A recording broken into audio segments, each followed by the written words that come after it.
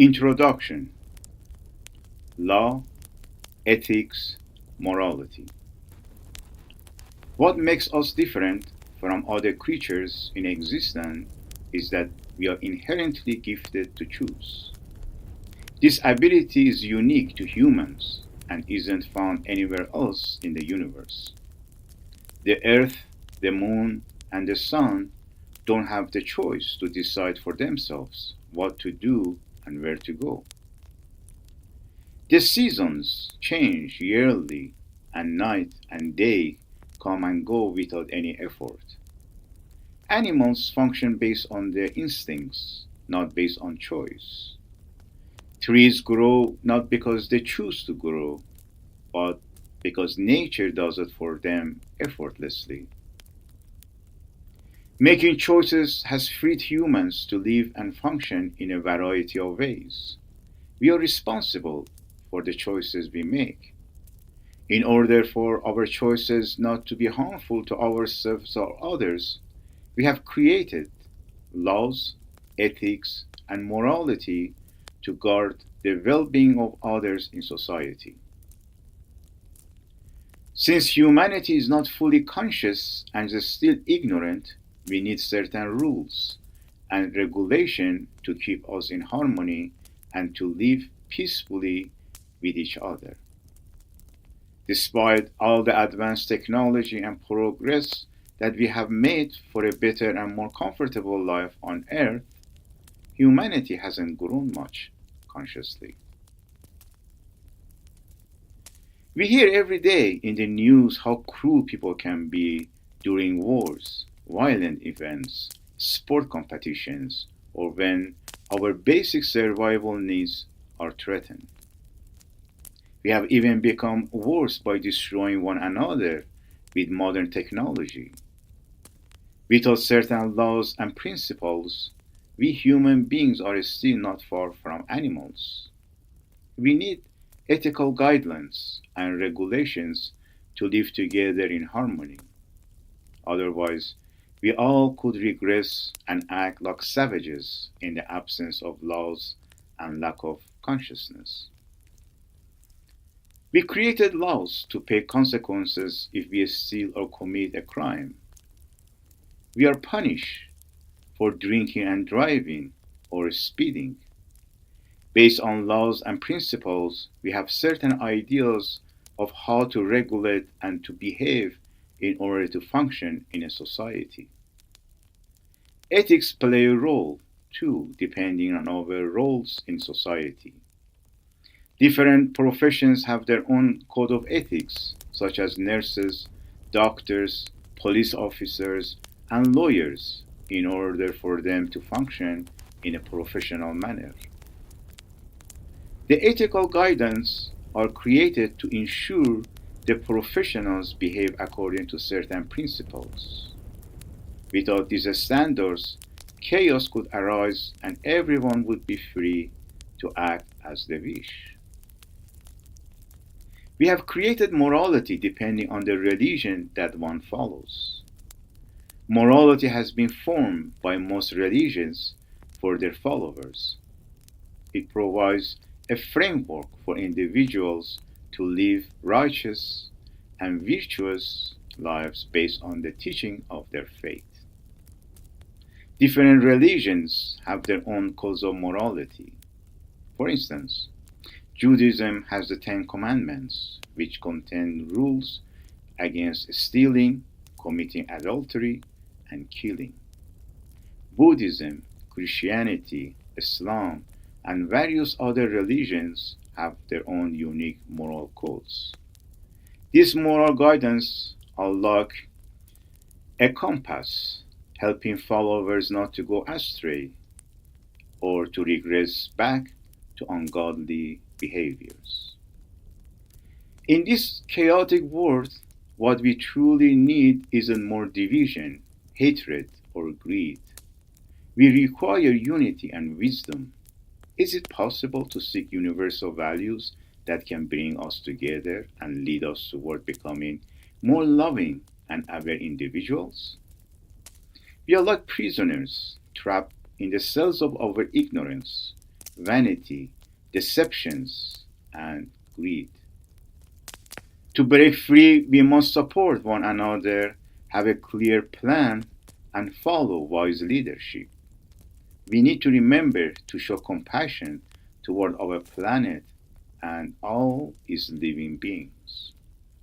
We can learn from enlightened masters who have already escaped this unconscious prison.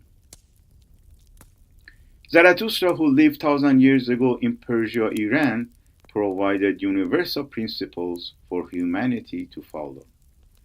Zarathustra founded the Zoroastrian religion and introduced the esoteric teaching of Mazdaism.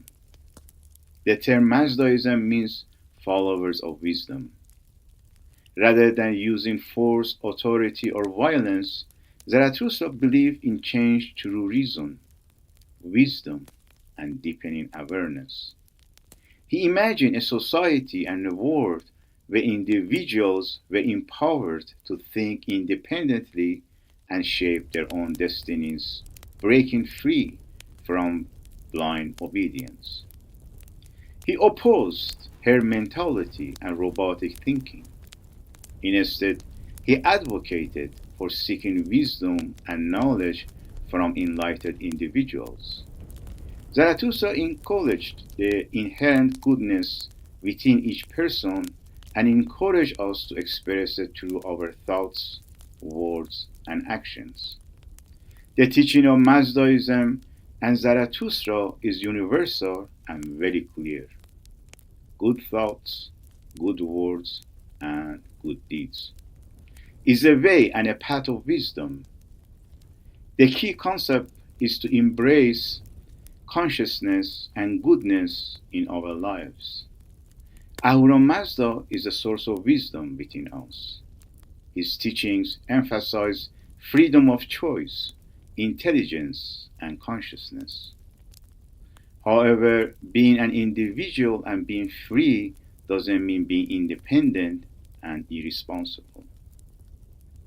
Unfortunately, freedom has been wrongly linked with chaos, selfishness, and anarchy when one neglects the well-being of others. Only a conscious person can be considered truly free. All other actions are driven by unconsciousness and lead to further enslavement, bondage, pain, and negative consequences. Zarathustra's teaching encourages us to approach life from awareness, authenticity, and spontaneity. It's not about following a rigid set of rules, but about making conscious choices in our daily lives. His guidance is more like a simple formula that can be applied to various situations. His path invites us to live in the present moment and make decisions that align with our true selves. It's about awareness of our own being as human beings rather than following a strict script.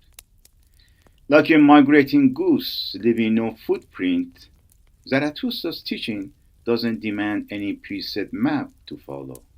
It emphasizes a natural, harmonious way of living.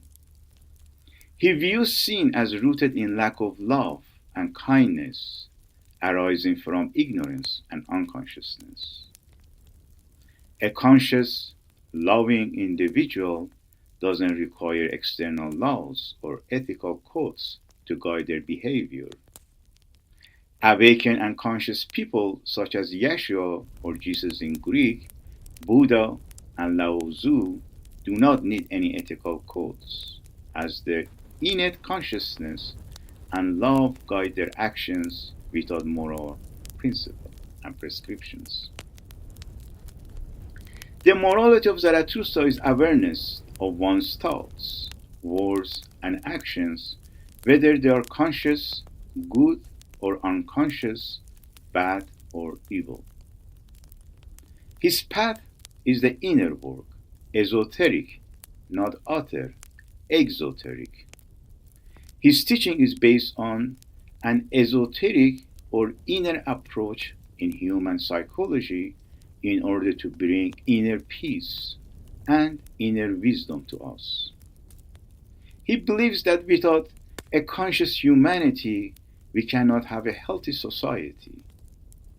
His principle offers us formulas to increase and focus on our consciousness rather than simply following certain shoulds or should nots externally.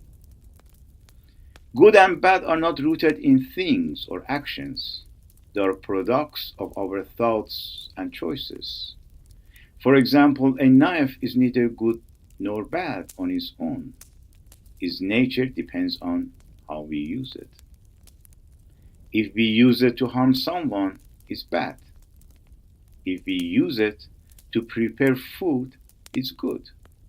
Nothing in the universe is innately either good or bad. It's our interpretation and intention that gives it meaning. A lion is not doing anything wrong by killing an animal and eating the flesh. This is not an evil act, it's nature. Heaven and hell are not physical places, but states we create through our thoughts, words, and actions. We have the freedom to create heaven or hell in our lives by the choices that we make. When Zarathustra says good, what does he mean? Good is an abstract and general word. It's a word that can mean lots of things for different people depending on their culture, gender, social class, ethnicity, or religion.